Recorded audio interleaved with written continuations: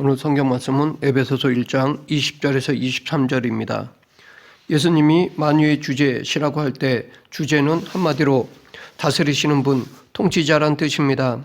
오늘 본문 에베소서 1장 22절에 보면 만물을 그의 발 아래 복종하게 하시고 라고 하는데, 여기서 말하는 만물을 영어 성경에서는 모든 것이라고 번역하고 있습니다. 즉 만유의 주제라 함은 그야말로 세상 모든 것을 다스리시는 절대적 통치자를 말합니다. 그 연결선상에서 이사야서 9장 6절에 보면 한 아이가 우리에게 낳고 한 아들을 우리에게 주신 바 되었는데 그의 어깨에는 정사를 메었고 라고 하는데, 여기서 정사로 말하는 영어 단어는 나라를 통치하는 정부를 말합니다. 그런데 앞에 정관사 더가 붙어서 절대정부, 가장 높은 최고의 정부가 됩니다. 이는 우리가 아는 어떠한 나라의 한시적인 정부가 아닌 모든 나라의 정부 위에 있는 권세를 뜻합니다. 이는 에베소서 1장 22절에 나오는 만물과 같은 의미로 만유의 주제이신 예수님의 통치가 얼마나 크고 절대적인가를 말해줍니다. 우리는 예수님이 교회의 머리 되신다는 것을 자주 듣습니다. 그런데 자꾸 그러다 보니까 마치 예수님이 교회 안에서만 계시고 교회 일에만 관여하시는 분이라고 착각하는 경우가 많습니다. 예수님이 만유의 주제라는 사실은 우리의 그런 고정관념을 깨뜨립니다. 예수님은 교회도 다스리시지만 그분의 통치는 교회를 넘어 온 세상까지입니다. 성경의 첫 번째 구절은 태초에 하나님이 천지를 창조하시니라 입니다. 이 말은 하나님이 지구만 아니라 온 우주 만물을 창조하셨다는 것입니다. 하늘과 땅, 이 우주 만물은 우연히 그냥 생긴 것이 아니라 창조주이신 하나님이 창조하신 것입니다. 요한복음 1장 2절 3절 그가 태초에 하나님과 함께 계셨고 만물이 그로 말미암아 지은 바 되었으니 지은 것이 하나도 그가 없이는 된 것이 없느니라. 여기서 알 수 있듯이 예수님께서도 태초에 천지를 창조하신 분이십니다. 즉 만유의 주제이신 예수님은 온 우주 만물을 창조하신 것입니다. 진화론자들은 피조물을 자연이라고 부르면서 만물이 스스로 발생하였다고 합니다. 그러나 성경은 보이는 세계를 피조물이라고 말하고 있습니다. 왜냐하면 모든 만물은 태초의 창조자이신 하나님이 창조하신 것이기 때문입니다. 영원부터 홀로 스스로 계신 분은 하나님밖에 없으셨고 다른 모든 것은 다 그분이 창조하셨습니다. 그러하기에 만유의 주제 예수님은 모든 것을 창조하시고 운영하시는 분이십니다. 이사야 9장 6절에 소개된 예수님의 이름 중에는 전능하신 하나님과 영존하시는 아버지가 있습니다. 전능하시다라는 것은 능력과 지혜가 무한하시다는 것이며 영존하시다라는 것은 영원하시다라는 것으로 예수님은 우리처럼 시간에 얽매이지 않는 분이시라는 것입니다. 즉 예수님은 전능하시고 영원한 하나님이시라는 것입니다. 하나님은 우리가 생각하는 것보다 훨씬 크신 분이십니다. 그것은 그분이 창조하신 우주로 봐도 알 수 있습니다. 우주는 우리가 눈으로 볼 수 있는 것보다 훨씬 큽니다. 주지하다시피 빛은 1초에 지구를 7바퀴 반을 돕니다. 그 빛의 속도로 2년을 가야 우리가 속한 태양계를 벗어날 수 있고 가장 가까운 알파 센타우리라는 별까지 가려면 빛의 속도로 4년은 가야 합니다.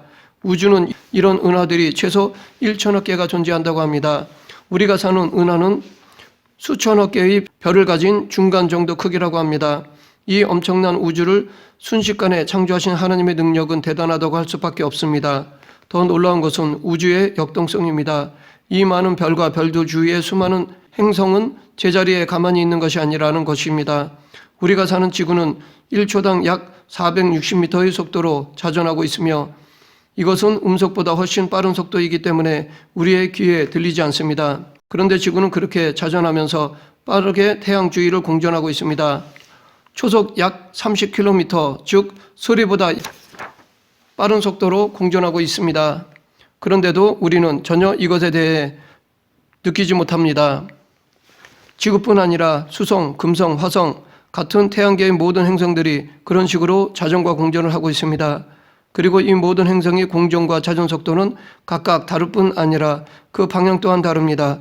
금성은 다른 행성들과 공전 방향은 같아도 자전 방향은 반대라고 합니다. 목성에는 현재 79개의 위성이 있는 것으로 확인되고 있는데 일부는 시계 방향으로 공전하고 또 일부는 시계 반대 방향으로 공전한다고 합니다. 각 행성들은 이렇게 독특한 개성을 가졌으면서도 완벽한 질서를 유지하며 끊임없이 움직이고 있습니다. 그런데 이것이 다가 아닙니다. 우리가 속한 태양계 자체는 빠르게 움직이고 있습니다. 태양은 1시간에 30만 킬로미터의 속도로 끊임없이 움직이고 있습니다. 또 태양계는 은하계에 속해 있으며 은하계 자체가 나선형으로 빠르게 회전하고 있습니다. 더 놀라운 것은 이 은하계에는 태양계와 같은 것이 1000억 개가 넘고 또 우주 안에는 1000억 개가 넘는 은하계가 있는데 이것들이 다 태양계와 우리 은하와 비슷하고 계속해서 빠른 속도로 자전과 공전을 합니다. 그런데 이 많은 행성과 별들을 계속해서 움직이게 하는 엄청난 에너지는 바로 만유의 주제이신 예수 그리스도의 능력입니다. 만유의 주제이신 예수 그리스도의 무한하신 능력과 지혜가 우주를 통제하고 있기 때문에 태양계도 은하계도 그리고 그것들을 다 포함하는 이 우주가 돌아가는 것입니다. 16세기 초 폴란드의 천문학자 니콜라우스 코페르니쿠스는 태양이 지구를 도는 것이 아니라 지구가 태양을 돌고 있다는 지동설을 주장하여 로마 가톨릭의 미움을 받았습니다. 그들은 코페르니쿠스가 하나님을 모독하였다고 여겼습니다. 그러나 독실한 신앙인이었던 코페르니쿠스는 지동설은 하나님의 장엄함을 깎아내리기는커녕 오히려 높이는 일이라고 생각하였습니다. 왜냐하면 그가 처음 천문학을 하게 된 것이 창세기 1장 14절에 하늘의 궁창에 광명체들이 있어 낮과 밤을 나누게 하고 그것들로 징조와 계절과 날과 해를 이루게 하리라 라는 말씀을 묵상하면서부터였기 때문입니다. 그리고 선하시며 질서정연한 창조주께서 별을 만드신 목적이 이것이라고 믿고 별들을 관찰하기 시작한 것입니다. 이런 신앙심에 근거한 과학적 관찰을 전제로 지동설을 착안한 것이기 때문에 그는 과학으로 신앙을 뒤덮으려 한 사람이 아니었습니다. 오히려 중세의 잘못된 과학 지식을 신성 불가침한 것으로 여기던 당시 가톨릭 교회가 문제였습니다. 오늘날에도 과학과 신앙을 상반된 것처럼 여기는 사람들이 있는데 사실 과학과 신앙은 오히려 조화롭습니다. 코페르니쿠스의 지동설을 과학적으로 검증한 독일 오하네스 케플러는 과학과 신앙의 조화를 몸으로 보여준 사람입니다.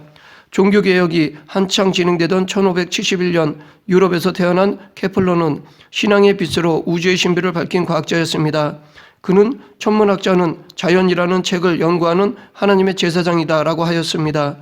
빛의 입자론을 설명하고 만유인력의 법칙을 발견한 세계적인 과학자 아이작 뉴턴은 과학 연구를 하면서도 항상 성경책을 손에서 놓지 않았습니다.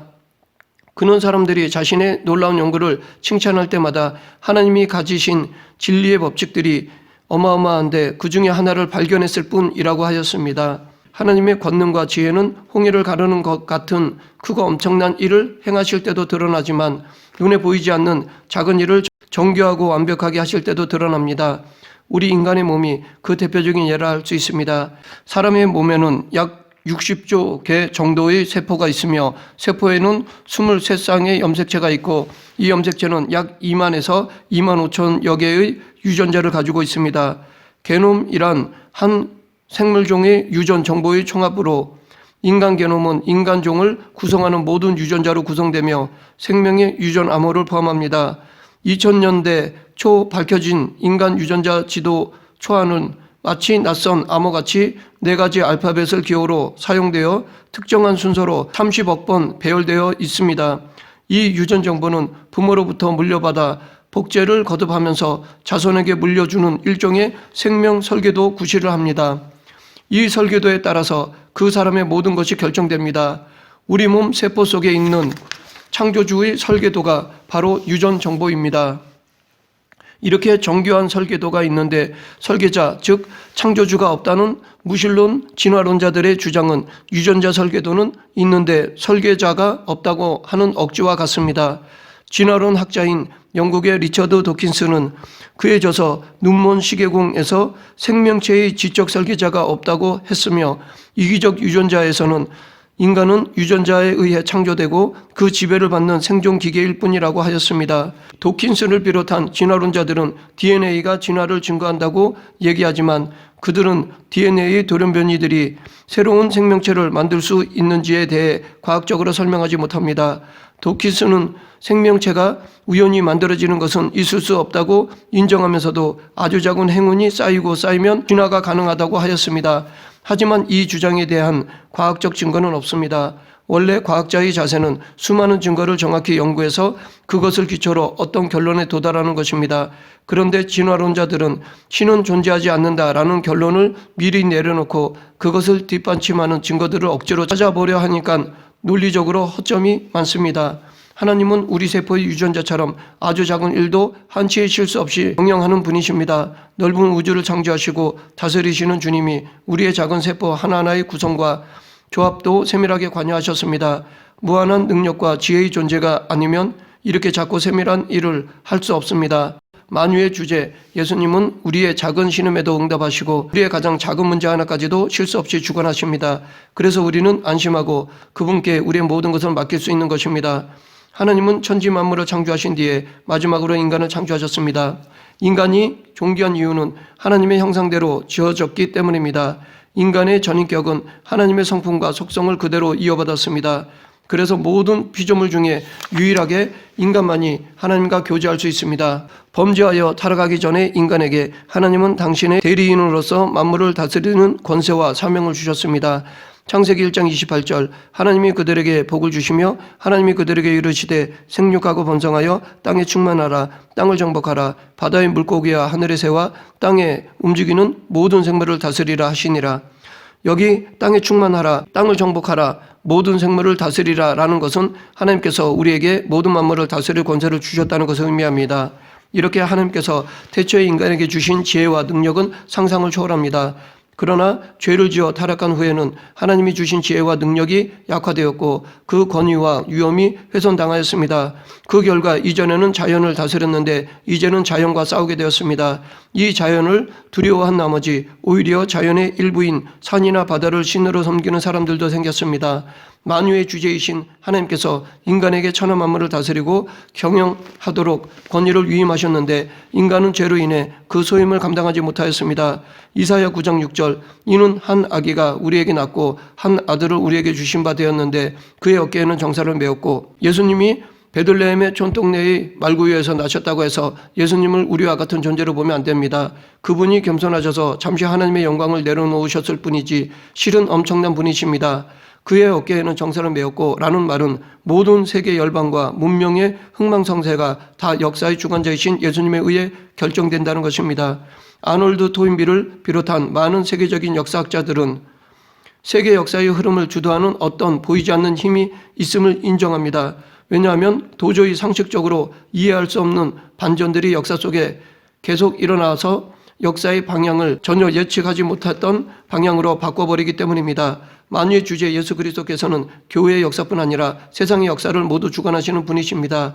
다니엘 시대 사람들에게 거대 제국 바빌론이 단치 10년 만에 무너진다는 것은 상상할 수 없는 일이었습니다. 세계의 패권을 좌지우지하는 강대국들도 수없이 많이 역사에 등장했다가 사라지곤 했습니다. 역사를 주관하시는 만유의 주제가 결정하시면 역사는 인간이 상상할 수 없는 방향으로 바뀌어버립니다. 이 세계 역사가 돌아가는 모든 과정에는 하나님의 섭리가 있습니다. 그 섭리는 너무나 크고 깊어서 우리가 미처 다 이해할 수는 없지만 우리가 아는 한 가지는 하나님이 당신의 백성을 위하여 당신의 백성을 중심으로 역사를 움직이신다는 것입니다. 강했던 바빌론을 갑작스럽게 무너뜨리고 새로 등극한 페르시아의 왕은 바빌론의 포로로 잡혀온 이스라엘 백성들을 70년 만에 고국으로 돌려보냈습니다. 이때도 세계 역사의 중심은 페르시아라고 생각했지만 정작 하나님은 그 페르시아를 예루살렘 성을 재건하는 도구로 사용하셨습니다. 하나님의 역사의 중심, 하나님의 관심은 당신의 자녀들에게 있습니다. 예수 그리스도는 교회의 머리이지만 그의 통치 권한은 교회에만 국한되지 않고 모든 만물에까지 미칩니다. 즉 온 우주와 역사가 그리스도의 다스림을 받습니다. 여기에서 교회의 역할은 아주 중요합니다. 왜냐하면 예수 그리스도께서는 교회를 통하여 만물을 지배하시기 때문입니다. 교회는 그리스도의 몸으로 그리스도의 손과 발이 되어 그리스도의 뜻을 세상 속에서 이루어가야 합니다. 만유의 주제 그리스도께서 교회를 충만케 하시고 교회는 그 능력을 세상으로 흘려보내 세상을 충만하게 해야 합니다. 에스겔서 47장에서 하나님은 에스겔에게 성전문에서 물이 흘러나오는 환상을 보여주셨습니다. 그 물이 점점 흘러넘쳐서 커지더니 엄청난 강이 되었습니다. 이 강물이 흘러가는 곳마다 생물들이 살아나고 바닷물도 살아나고 땅도 살아났습니다. 고기들이 많아서 어부들이 노래합니다. 강 좌우에는 탐스러운 열매가 주렁주렁 열린 나무들이 많습니다. 이 에스겔이 본 성전에서 흘러나오는 물은 교회를 통해서 하나님이 세상에 흘려보내는 말씀의 능력, 성령의 능력을 의미합니다. 말씀을 맺겠습니다. 만유의 주제이신 예수님은 온 세상을 창조하시고 경영하시고 우리의 몸의 설계도를 만드신 전능하신 분이시며 역사의 주관자이시면서 우리를 위해 한없이 작아지고 섬세해지실 수 있는 분이십니다. 그런데 그 예수님께서는 교회를 통해 세상을 바꾸길 원하십니다. 또한 우리가 만유의 주제이신 주님의 높고 위대하심을 알 때 우리는 결코 세상의 강대함 앞에 기죽지 않을 수 있습니다. 만유의 주제이신 예수님을 믿고 따르는 저와 여러분이 되길 간절히 축원합니다. 기도하겠습니다. 사랑과 은혜가 풍성하신 하나님 아버지, 만유의 주제이신 예수 그리스도를 저희들에게 보내주시고 아낌없이 은혜를 베풀어 주심을 감사합니다. 하나님을 경외하듯 만유의 주제이신 예수님을 경외하는 그리스도인이 되게 하여 주시옵소서. 예수님 이름으로 기도드립니다. 아멘.